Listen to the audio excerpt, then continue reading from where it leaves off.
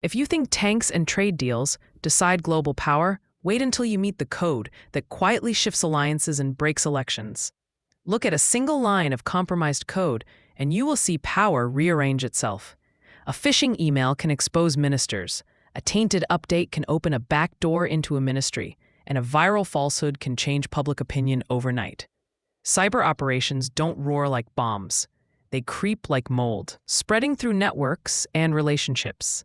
The result? States gain leverage without invading territory, and that changes the rules of war and diplomacy. Starting with the basics of how power is made and lost. Think of cyberspace as a fifth battlefield, crowded and porous. Armies of states, criminals, activists, and corporations all jostle there. Control of that space translates into economic sway and strategic advantage. Unlike ships or jets, code moves instantly across borders. A single exploit can leak secrets, delay supply chains, or tilt a public debate. That mix of speed and anonymity makes cyber power attractive. So what do states actually try to accomplish when they operate online? Espionage, sabotage, and influence. And why those three? Espionage remains statecraft's quiet engine. Governments collect data to outmaneuver rivals and protect secrets. Intelligence agencies probe networks, harvest credentials, and map internal processes. Stolen databases reveal travel patterns, personnel lists, and negotiation plans. That knowledge yields leverage in diplomacy, industry, and security. Espionage often stays hidden for months or years, waiting for the right moment to be exploited. We'll dig into real examples that show how data theft goes from nuisance to strategic advantage, starting with a breach that shook Washington. In 2015, a breach at a government personnel office exposed millions of security clearance files. Names, travel history, and background checks went public. That single leak created a map of vulnerability across agencies. Adversaries used the information to target officials and tailor influence campaigns. The damage didn't end with data loss. It became leverage for future operations. This breach teaches a clear lesson. Personal records are strategic assets, and their compromise rewrites an intelligence equation. What happened next shows supply chain risk. Then came a supply chain blow that changed security thinking worldwide. Attackers slipped malicious code into a trusted software update and wrote it into government and corporate networks. Companies installed what they thought was legitimate software. Instead, they opened doors for months. This SolarWinds-style incident exposed a fragile reality. Trust in vendors is a single point of failure. Supply chains are interconnected, and a breach upstream cascades downstream. The next move often shifts from spying to disruption, and that's dangerous. Sabotage turns stolen access into kinetic effect. Malware can stop machines, corrupt data, and cascade into physical disruption. Attacks against industrial control systems proved that software can bend iron.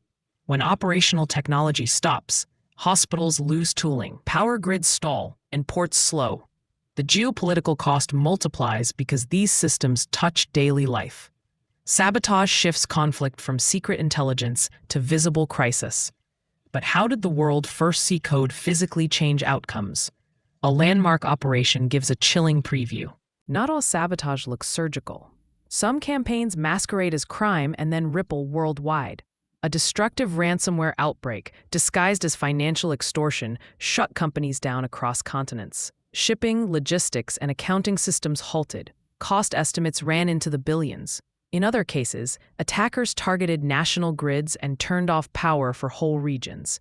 Critical infrastructure is fragile because many systems were never built for hostile, internet-connected environments.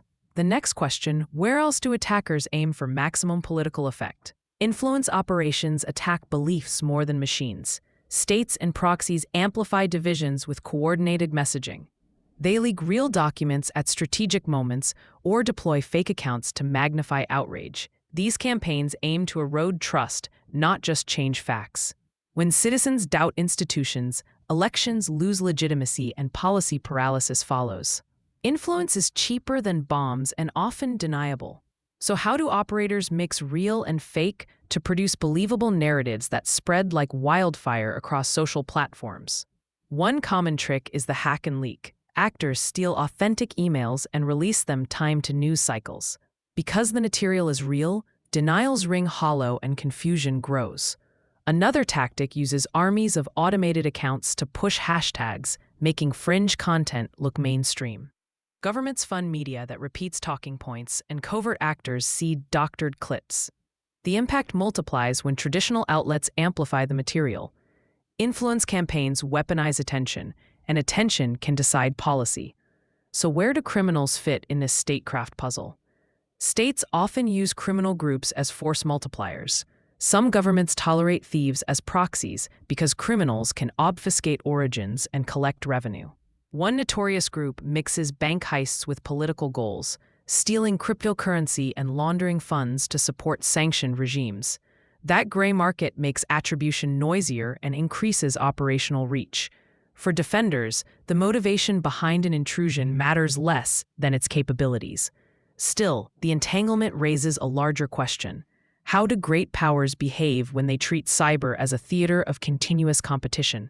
Welcome to the era of digital Cold Wars. Nations compete for persistent access rather than decisive victories. Instead of troop movements, they run access races and buy zero-day exploits on darknet markets. Export controls and telecom bans become tools of cyber diplomacy. Allies trade secure supply chains. Rivals push influence campaigns. The result, a multipolar web of tension and constant probing. Next, we'll map how specific rivalries like the US and China translate into cyber strategy and industrial policy. Midway recap. States wield three levers: espionage, sabotage, influence, to shape outcomes below war thresholds. Supply chain breaches, industrial sabotage, and disinformation each produce distinct harms. Criminal proxies blur attribution. The stakes include elections, ports, and nerves. That context matters because specific rivalries use different mixes of tools. Now let's zoom into hotspots, beginning with tech competition and contested supply chains between major powers. US-China competition centers on tech control and talent flow. Semiconductor design, 5G networks, and AI stacks become strategic assets. States restrict exports, block investments, and pressure vendors. Cyber operations target research labs, firms, and supply vendors to gain advantage. The effort mixes espionage for IP with influence to shape norms. These moves are as much about economic survival as military edge. The rivalry illustrates how cyber tools plug directly into broader national strategy, and escalation risks follow. US-Russia dynamics focus on persistent, below-threshold activity. Cyber campaigns often seek disruption and doubt. Actors probe elections, nudge public debates, and test critical systems. The goal sometimes isn't control, but instability. Russia's playbook shows how limited strikes can produce outsized political effects without triggering full-scale war. Nearby, regional rivalries like Iran and Israel exchange probing strikes and maritime interceptions. Multipolarity means many actors practice offensive cybercraft simultaneously, raising accidental escalation risks. Elections are irresistible because they offer leverage at low cost. Attacking voting machines is one path, but often unnecessary. Compromise a campaign's email, leak documents, or seed doubts into social feeds, and you've altered perceptions. Attackers focus on registration databases, campaign staff, and communication channels. Even failed intrusions can succeed if they erode trust. That means protecting technical systems matters, but so does fighting the narrative. How that defense looks in practice reveals both limits and opportunities. Attackers use a toolkit that mixes technical compromise with psychological operations. Phishing targets campaign staff. Social networks amplify polarizing content. Automated bots magnify fringe messages. And when documents are real, deniability disappears. Defenders must harden systems and shape information environments. That requires rapid counters, clear public communication, and cooperation between platforms and authorities. The paradox: a secure election needs both hardened infrastructure and public media literacy. Two very different problem sets that must work together. Critical infrastructure runs old and new tech side by side. Industrial control systems were built for reliability, not internet threats. Many operate on legacy protocols with limited patch windows. Attackers exploit those constraints to produce cascading failures. A hit on a power substation can disrupt hospitals, transit, and communication. Defenders must segment networks, create offline backups, and rehearse incident response. The alternative is costly disruption and political backlash. Practical defense combines engineering, procurement discipline, and crisis planning. Attribution is messy, but not impossible. Analysts piece together malware signatures, server logs, and human intelligence to assign likely responsibility. Frameworks catalog behaviors and help match patterns to known groups. Still, attackers use false flags and proxies to muddy waters. Policymakers must balance caution with the need to name perpetrators and raise costs. Public attribution signals norms and deterrence. But it can also escalate. The question becomes, how confident must you be before you act, and what actions actually deter? Organizations must treat resilience like strategy. Start with a framework to prioritize risks and allocate resources. Adopt zero trust. Assume breach, verify explicitly. Reduce lateral movement. Secure your software supply chain by tracking dependencies and requiring signed builds.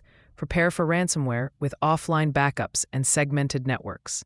Test recovery plans with executives and legal teams. The smartest defense accepts that breaches will happen and focuses on limiting harm and restoring trust fast, because downtime becomes a geopolitical liability.